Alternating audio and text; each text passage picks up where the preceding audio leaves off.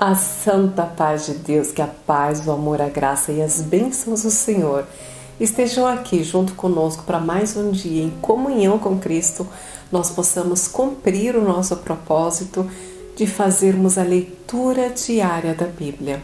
Nós já tomamos essa leitura como hábito espiritual. Todos os dias lemos um capítulo da Bíblia, estudamos a palavra de Deus e meditamos no ensinamento que o Senhor tem nos dado. Hoje, com a ajuda de Deus e a guia do Espírito Santo, nós vamos fazer a leitura do livro 2 de Samuel, capítulo 15. Antes de iniciar a leitura, eu quero te pedir para que você que não é inscrito, já se inscreva, ative o sininho com a palavra todas, deixe o seu gostei se você realmente gosta desse assunto. E se for importante para você falar de Deus, compartilha também com todas as pessoas. E fica no vídeo até o final, porque no final nós fazemos uma pequena oração agradecendo a Deus pela oportunidade que o Senhor tem nos dado de estudar mais um pouco da palavra, da verdade a respeito da palavra do Senhor. No capítulo de hoje nós vamos estudar sobre a rebelião de Absalão, aquele filho tão amado de Davi que mata seu irmão Amon por ter abusado sexualmente da sua própria irmã Tamar e que se refugia na cidade de Gerur, na terra dos sírios. Depois de 5 anos, ele volta a se reencontrar com o pai dele, onde terminamos o capítulo anterior com um abraço entre o rei Davi e seu filho amado Absalão. Dessa forma, o capítulo 15 é uma continuidade, dizendo assim no verso 1. E aconteceu depois disso que Absalão fez aparelhar carros e cavalos e 50 homens que corriam adiante dele. Glórias a Deus. É um capítulo longo, mas vocês vão entender rapidinho o que acontece aqui nesse capítulo.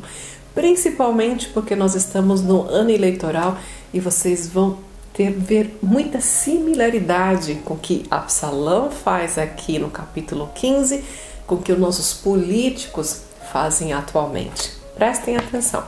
Absalão, ele deseja se tornar o próximo rei de Israel. Ele é o filho de Davi, mas isso não quer dizer que o trono vai ser passado para ele, mas o desejo do coração dele é ser o rei.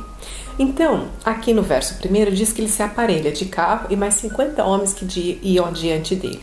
O que ele faz? Ele simplesmente para no portão da cidade, porque antigamente as cidades eram fortificadas, então tinha uma estrada que levava para aquela cidade. E além de chegar naquela cidade, a cidade era toda murada com um portão. Ele ia ao portão da cidade. Assim ele fazia. Todas as manhãs colocava os homens à frente dele e parava ali no portão. As pessoas chegavam no portão para fazer petições ao rei Davi, pedir para Davi alguma intercessão por justiça, por algum problema, bem aquilo que as pessoas fazem, né? Batem na porta lá do vereador, fazem algum pedido na porta do deputado. Não é assim que as pessoas fazem? Eu vou falar com o vereador, vou falar com o deputado, um pouquinho mais para cima vou falar com o senador. Na época de eleição, eles recebem todo mundo. E assim Absalão fazia. Veja no verso 4 o que diz. Diz assim: dizia mais Absalão: quem me dera ser juiz na terra, para que viesse a mim todo homem que tivesse demanda ou questão, para que lhes fizesse justiça. Sucedia também que quando alguém se achegava a ele e se inclinava diante dele, ele estendia sua mão e pegava na mão deles e os beijava. E desta maneira fazia Absalão a todo Israel que vinha ao rei para juízo. Assim, furtava Absalão o coração dos homens de Israel. Glórias a Deus. Muito similar, não é mesmo? Ele chegava, ele cumprimentava, ele beijava, assim diz a Bíblia que ele furtava o coração do povo de Israel. E ele dizia: você realmente está certo em toda a sua petição. Quem me dera esse juiz para que eu pudesse demandar o teu negócio, para que eu pudesse te ajudar.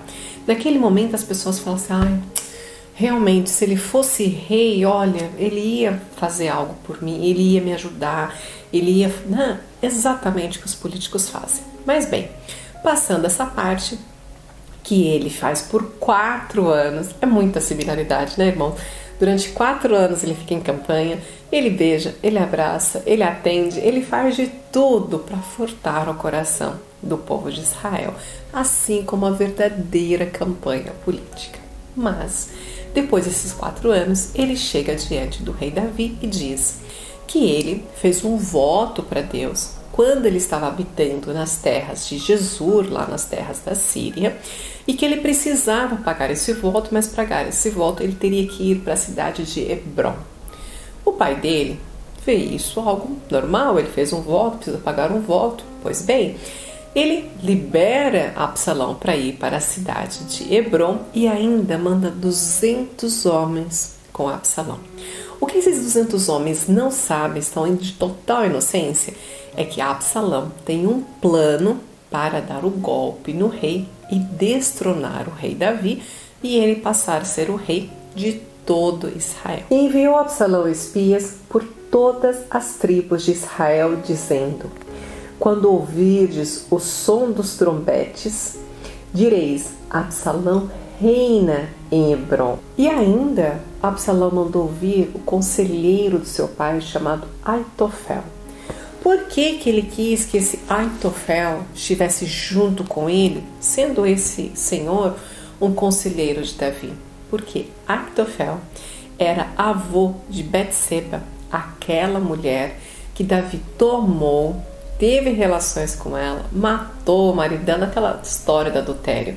Então, Aitofel, ele tinha, na verdade, um ranço por Davi. Apesar de ser conselheiro de Davi, ele sempre teve a posição dele contra. Então, Absalão teria um trunfo se tivesse com ele como conselheiro Aitofel, um homem muito sábio. Assim, vão para Hebrom, assim ele entra em Hebrom e ali ele convence as pessoas que ele é o novo rei. Absalão agora tem que voltar para Jerusalém e, de fato, destronar a Davi. Mas a notícia chega antes para Davi. E quando Davi fica sabendo que o filho dele tomou posse da cidade de Hebrom e que está vindo para Jerusalém para destroná-lo, imediatamente ele fala, chama os empregados dele, chama os conselheiros dele, chama toda a família e fala: vamos embora. Ali naquele momento ele é questionado: como assim vamos embora? Vamos lutar contra Absalão. Ele diz: não, os homens de Absalão, eles estão vindo com muito sangue no olho, né? Eles estão vindo com muita vontade de ter esse reino, vão ser derramado muito sangue, muitas pessoas vão morrer, eu prefiro que nós saiamos em paz. Assim, ele junta toda a família, junta os homens que estão com ele, aqueles 600 homens, lembra dos 600 homens que se juntaram com ele, quando ele sequer era rei ainda, quando ele se refugiou nas terras de Aquis e que depois vieram adiante dele, quando ele foi entronado rei, justamente esses homens novamente estão junto com ele e saem à frente dele. Apenas 10 concubinas ficam no palácio para que cuidem do palácio. E essas 10 concubinas vão ter história com elas ainda. Os sacerdotes do reinado de Davi são Zadok e Abiatar. Abiatar é aquele único sobrevivente. Quando Davi mandou matar todos os sacerdotes, foi ele que fugiu, foi encontrar com Davi, e ele ainda serve a Davi como sacerdote. Então, no verso 24 vai dizer: eis que também Zadok ali estava, e com ele todos os levitas, que levavam a arca do concerto de Deus, e puseram ali a arca de Deus, e subiu Abiatar até que todo o povo acabou de sair da cidade. Eles colocaram a arca para que todos pudessem passar em segurança, porque ali estava a presença do Senhor. Então disse Davi, o rei, para Zadok: torna a levar a arca de Deus à cidade. Essa cidade é a cidade de Jerusalém. Eles estão saindo de Jerusalém, mas ele dá ordens que a arca do concerto permaneça na cidade de Jerusalém e diz o seguinte: se eu achar graça aos olhos do Senhor, ele me tornará a trazer para lá e me deixará ver a ela e a sua habitação.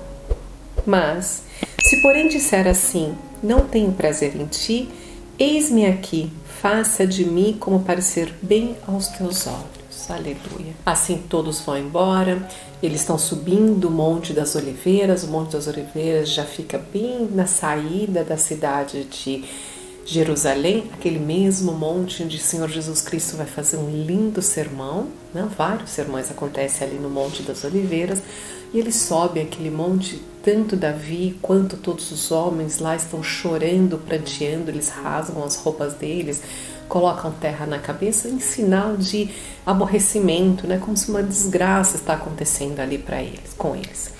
Nesse momento que ele está ali subindo o Monte das Oliveiras, chega para ele um amigo chamado Uzai. Esse amigo é um verdadeiro amigo daqueles homens que realmente querem o bem de Davi. Então Davi pergunta para ele: o que você faz aqui? E ele responde: eu estou indo com você. Ele fala: não, você não vai ser serventia se você vier embora comigo, mas eu tenho um pedido a fazer para você. Volte para a cidade de Jerusalém. Chegue lá e se coloque diante do rei, que é Absalão. Diga que assim como você serviu o pai dele, você vai estar servindo a ele. Por que é tão importante que Uzai vá para junto de Absalão? Absalão tomou Aitofel como seu conselheiro. E Aitofel é um homem muito sábio. E o que Aitofel disser, Absalão certamente vai acatar. Então a intenção de Davi mandar Uzai para lá, para que ele justamente atrapalhe os conselhos de Aitofel.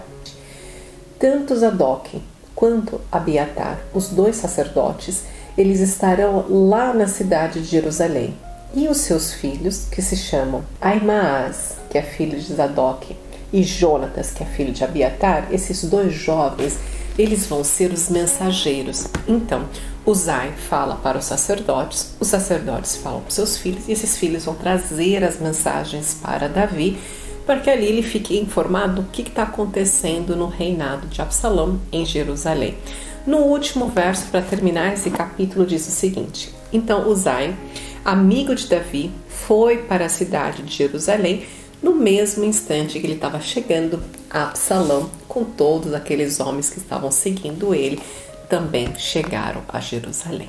Amém, glórias a Deus. Assim termina esse capítulo. E para nós, irmãos, fica muito claro o que acontece aqui no capítulo 15.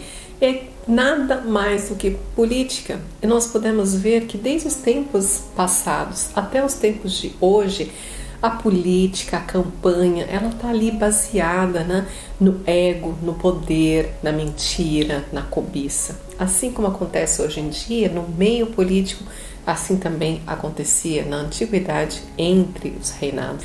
Essa história não termina aqui no capítulo 15. Nós vamos levar essa história por alguns capítulos ainda e vocês vão ver qual é o desfecho dessa história toda, de todo esse desejo de poder que Absalão tem.